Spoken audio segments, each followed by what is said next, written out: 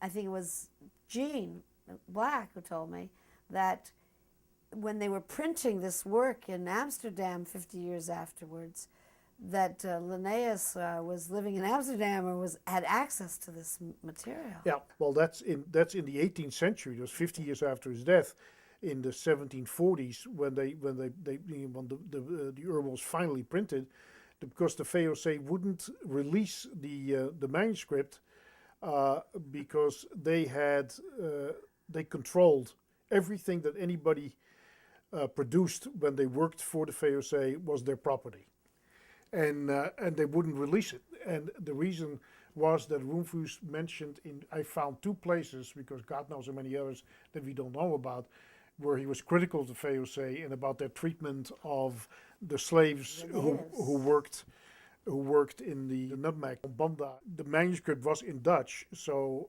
when Berman, who was a professor of botany at the University of Amsterdam, finally persuaded the VOC, the Dutch East India Company, to release the manuscript to him, that took an inordinate amount of trouble. He must have pulled all kinds of strings because he knew all the big boys on top. Because it's a very, very small group, a very incestuous group of very rich people who also were part of the ruling body of the VOC, who were also mayors of Amsterdam, of Leiden, and so on. It was all, they all knew each other. They all did things together, and in that sense, intellectually and even economically, very incestuous. But when he finally got him to, then he had the manuscript in his house in Amsterdam, okay, and when Linnaeus came to Holland for what 3 years. Linnaeus was completely unknown. He was a moth-eaten Swedish student who didn't know anything about anything, for that matter. And he was just incredibly lucky that he bumped into very generous people like Boerhaave, who became very famous. He was the most famous medical mind in Europe at the time. His legacy in teaching medicine is still practiced today, still used in medical schools. He helped him. It was the mecca of the intellectual world in the 17th century. That was Holland, and particularly tropical botany, because there was no other country that knew as much about it as Holland did. So Linnaeus, he was nobody, and in those 3 years, under the tutelage of Berman and Boerhaave and Gronovius Jr. and other people, very famous people at the time, very influential people, and wealthy. Linnaeus, got introduced. Doors were opened. He got his first, what was it, 10 titles published. They did it for him, so that all of by the end of the 3 years, he was somebody of note. Now, during the time, he stayed with Berman in Berman's house for a certain amount of time. And at that time, Berman had the manuscript of the herbal in his house. And since Linnaeus was interested in what he called exotic flora, because he didn't know anything about it, and I suspect that Linnaeus copied a lot of names and binomials and descriptions from the manuscript of Rumphius Herbal, because it hadn't been printed yet, and he had ample time to go through that manuscript of Rumphius that Berman had in his house. Berman was one of the experts on exotic flora.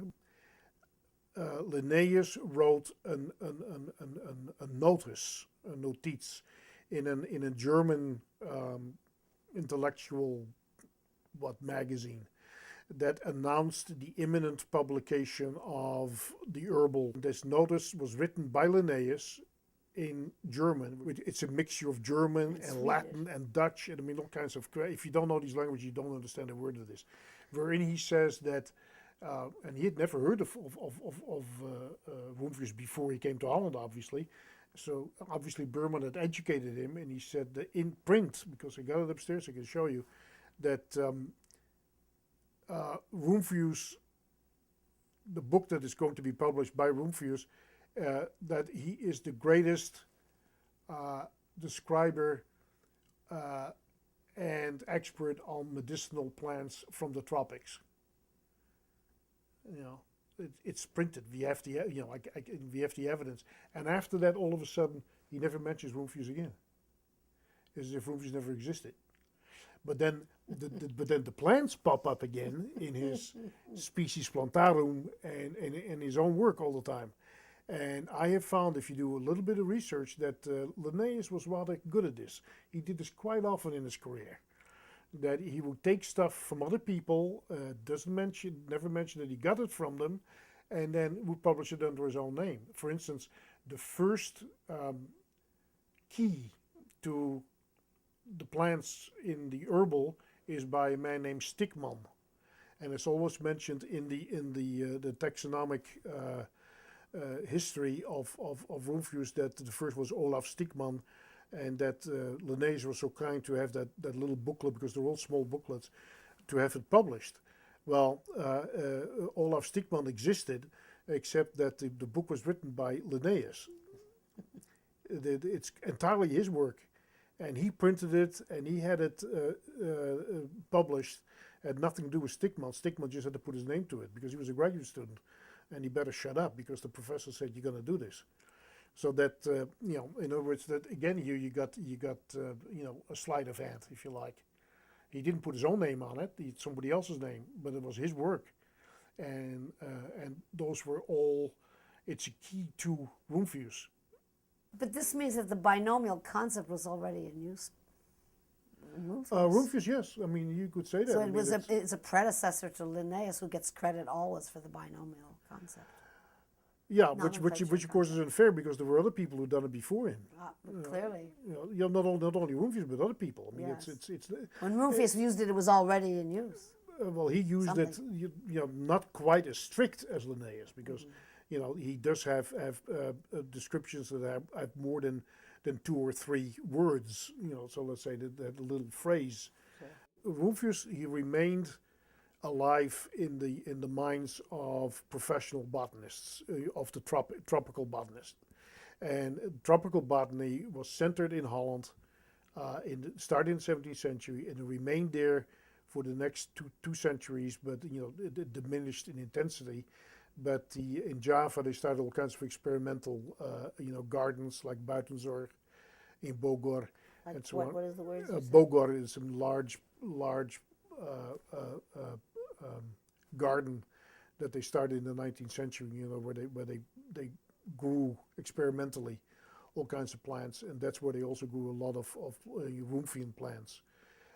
So they kept his professionally, he was kept alive, but he was always overtaken by taxonomic, developments, if you like. But the material itself, that's what the wonderful thing is, that as people have mentioned, the people who really know his work, that he described things so beautifully that even if the plates weren't there, the plates are not particularly, I think, distinguished, but they couldn't be, we don't have his original drawings. Don't forget, originally he drew these things himself, but they're all gone. But it is his descriptions that are so extraordinary and so vivid that, you don't need, there's a practicing botanist by the name of Heine in the first part of the 20th century, who was an economic botanist, and he only dealt with plants that had a use. Well, of course, that is most of what Rumphius wrote about. So his work, which is a big fat volume, is really kind of a walking commentary on Rumphius.